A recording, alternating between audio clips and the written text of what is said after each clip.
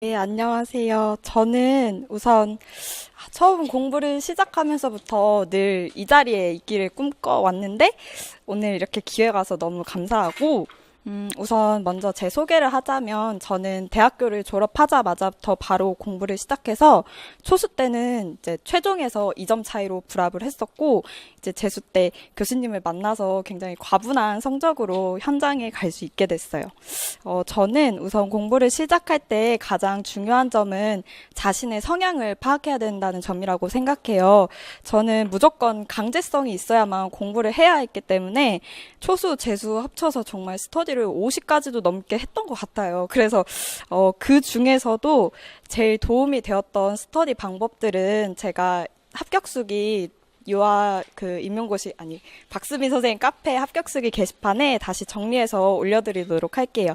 그리고 2차에 관련된 내용이 제가 합격수기에 빠져 있어서 2차를 간략하게 제가 어떻게 준비했는지 그리고 스터디를 하면서 제가 만들었던 뭐 면접 문제나 수업 문제들도 함께 조만간 올려드리도록 하겠습니다. 네. 아무튼 이렇게 다양한 스터디를 활용해서 저는 운이 좋게 1차 초수 때 바로 합격을 하기는 했었지만 저는 제가 붙을 줄 몰랐어요. 그리고 저는 현장 경험도 없었음에도 불구하고 2차 준비를 정말 안 했어요. 그래서 합격자 발표가 나고 나서 작년에는 딱 13일이 주어졌어요, 저에게. 근데 13일 동안 스터디원들과 매일 만나서 했는데 늘 저의 한계에 부딪히는 거예요. 그래서 늘 지하철에 가면 맨날 눈물이 나서 눈물을 참으면서 스터디 준비를 했었고, 그래서 이제 그리고 유치원 교사라는 직업에 대해서 제가 고민해 볼 시간이 별로 없더라고요. 13일 동안 당장 기본적인 수업 절차도 익혀야 되고 지도서도 제대로 안 읽어봐서 지식적인 측면도 부족하고 그러다 보니까 수업을 할 때 내가 너무 경직돼 있고 자신감이 없는 거예요. 그래서 이번에 만약에 떨어지면 내가 내년에는 무조건 1차를 붙든지 말든지 상관없이 무조건 2차 준비를 해야 되겠다. 그래서 여러분들께도 정말 드리고 싶은 말씀은 1차 시험이 끝나고 최대로 노는 기간은 진짜 최대로 잡아서 딱 일주일. 그 이후에는 무조건 2차 공부에 매진하셨으면 좋겠어요.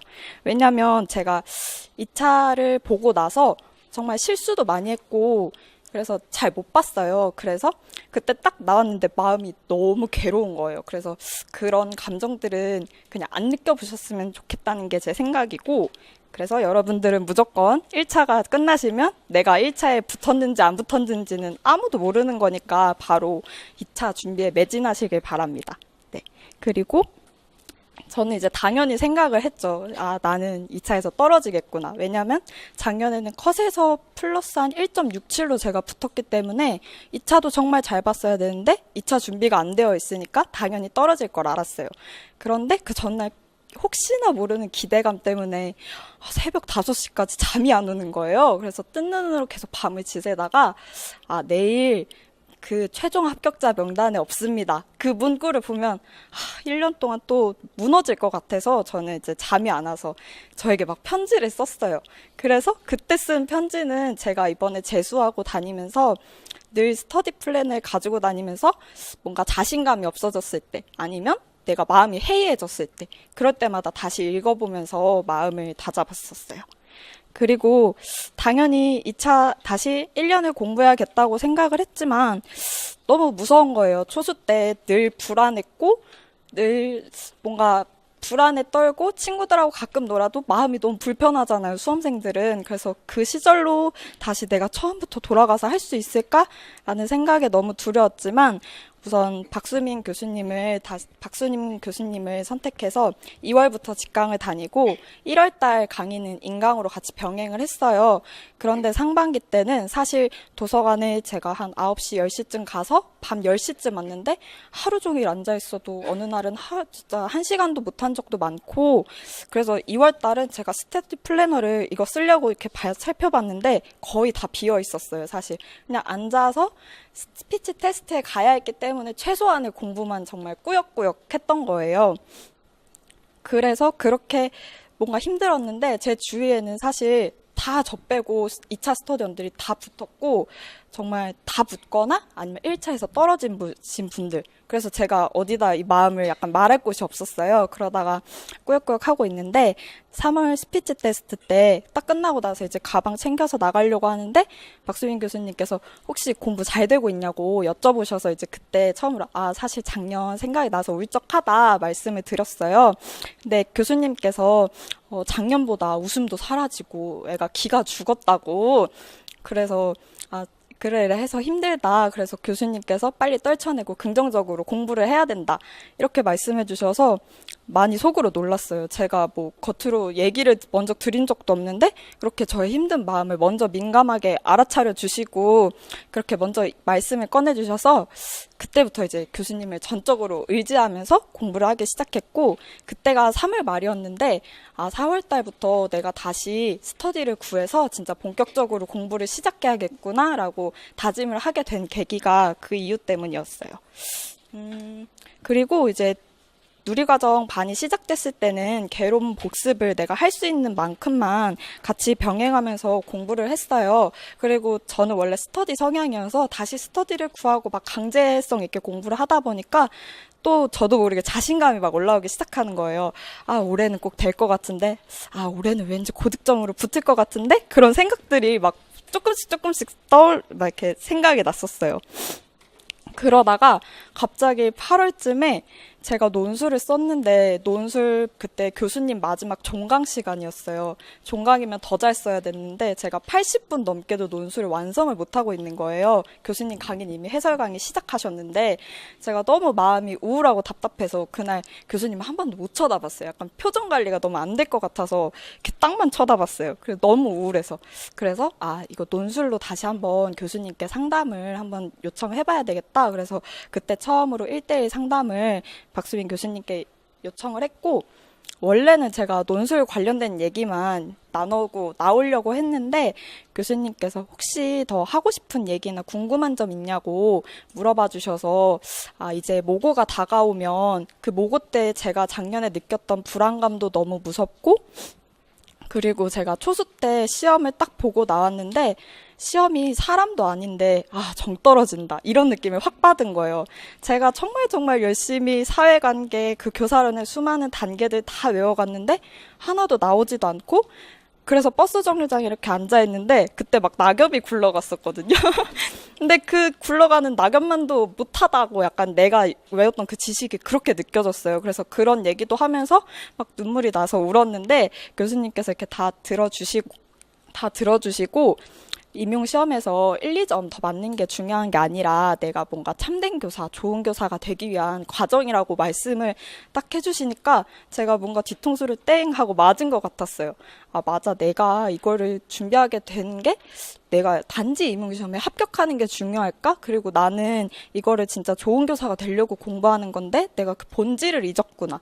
그래서 그때부터 이제 공부에 대한 그런 마음가짐을 변화하게 됐고 그리고 제가 초수 때 2차 준비가 너무 힘들어서 늘 해도 늘 한계에 부딪히니까 그것도 무섭다고 말씀드렸어요.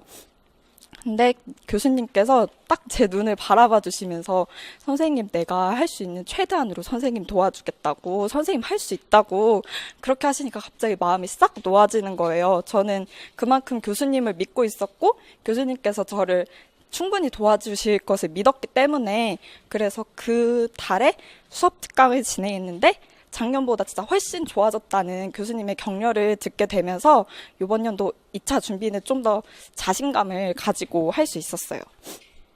그리고 이제 문풀과 모고반이 되어서는 제가 이렇게 하루 날을 정해서 문풀은 영역별로 다 정리를 했었어요. 뭐 놀이면 놀이, 발달이면 발달 이렇게 준비를 했었고 그리고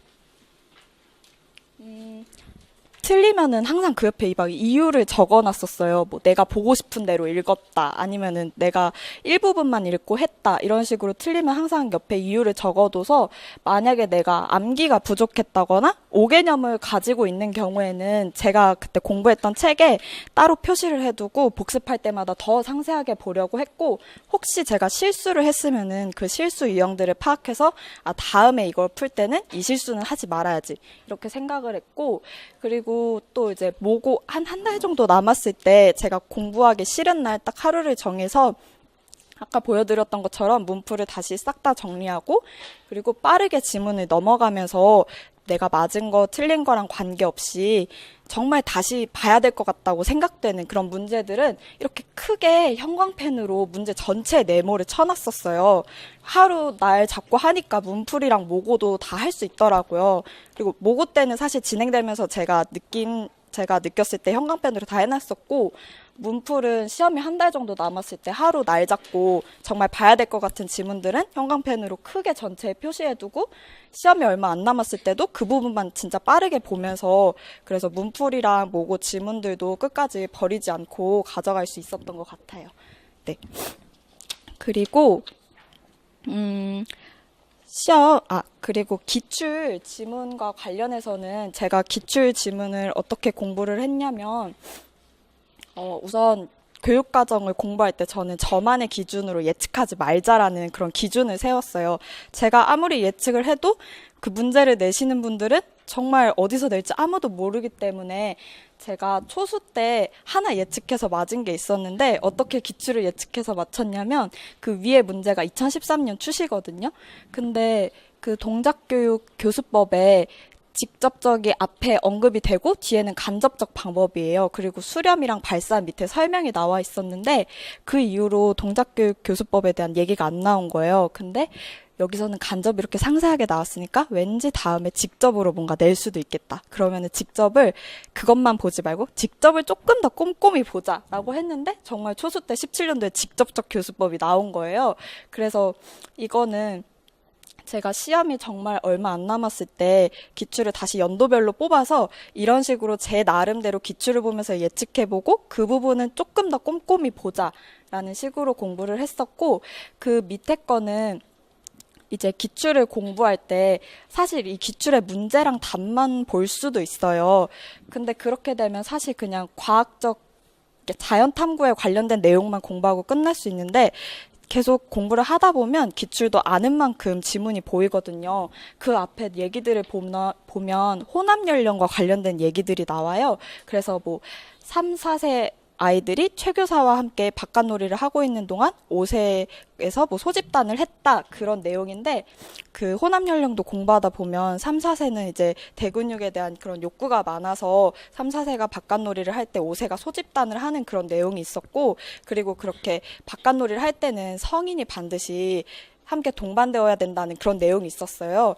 그래서 저는 기출에서도 이렇게 언급이 됐기 때문에 혹시나 다음에도 이렇게 나올 수 있지 않을까라는 생각으로 이렇게 모든 기출을 정말 꼼꼼하게 다 보았고, 그래서 주요 그런 개념과 관련된 기출 지문이 나온 거는 제가 하도 보다 보니까 자연스럽게 외워질 정도로 기출은 늘 개념과 함께 반복하면서 보았어요.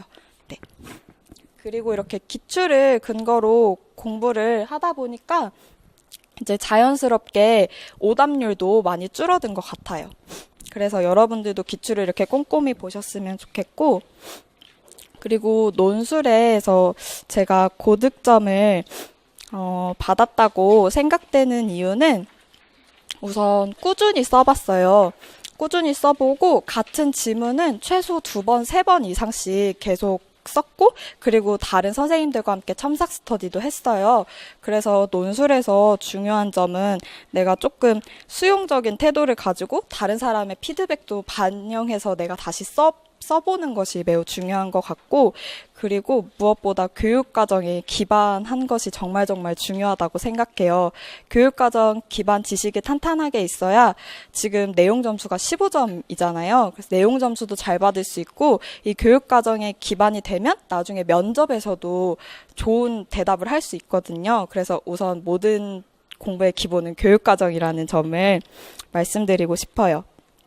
그리고 박수민 교수님의 모범 답안도 보면서 좋은 문장들은 제가 따로 적어두었다가 그 부분을 반영해서 제가 다시 써보려고도 노력을 했었어요. 그리고 시험 당일에는 갔는데 사실 긴장이 너무너무 많이 됐는데 내가 모르면 남들도 모르겠지. 내가 그런 문제는 그냥 다 같이 틀리자라는 마음가짐을 계속 되뇌었어요. 내가 모르면 남들도 모른다. 그러니까 실수만 하지 말자. 그렇게 생각을 하고 시험을 풀었는데 서술형이 정말 없어서 제 체감상에서는 헷갈리는 문제들도 있었지만 조금은 쉬웠다라고도 볼 수 있겠다라는 생각이 들었어요. 그래서 시간이 좀 남았는데 제가 주위를 이렇게 흰자로 보였는데 주무시는 분들도 계시더라고요. 시험이 빨리 끝나서 그러신 건지 모르겠는데 근데 저도 풀기는 빨리 풀었었는데 혹시나 내가 실수를 할까봐 정말 시험 시간 남는 시간까지 4번, 5번이고 계속 검토를 했거든요. 그래서 이번 시험에서는 제가 정말 틀릴 만한 문제만 틀리고 제가 실수한 문제는 단 한 개도 없었어요. 그래서 그런 점이 제가 고득점을 받을 수 있는 이유였던 것 같아요. 그리고 마지막으로 저의 마인드 관리 방법은, 우선 우선 첫째가 글로 적는 거였어요. 하루 공부가 끝나면 스터디 플래너에 그날 이제 하루 내가 어떤 감정들 느꼈는지 그런 거를 간략하게 적었어요. 그래서 여기 보면 3월 14일에 보면 합격하고 싶다, 올해만 하고 싶다, 막 이런 내용들이 있어요. 그런 것들을 내가 글로 쓰니까 좀 마음이 풀리고 그리고 갑자기 자기 전에 울적해서 잠이 못 들 때가 있잖아요. 그럴 때는 이제 핸드폰 메모에다가 그냥 내가 하고 싶은 말들을 다 적는 거예요. 그래서 제 핸드폰 메모를 보면 정말 장문의 메모들이 꽤 있어요. 제가 힘들거나 그럴 때마다 메모에 그냥 나만 볼 수 있게 내가 막 적어놓고 그리고 지금에 와서야 그걸 읽어봤는데 좀 재밌기도 하면서 짠하기도 하면서 그러더라고요. 그래서 선생님들도 뭔가 마음 풀 곳이 없고 그러면 글이나 뭔가 글로 써서 내 마음을 표현하는 것도 좋은 것 같아요. 그리고 두 번째는 슬럼프를 받아들이는 거예요.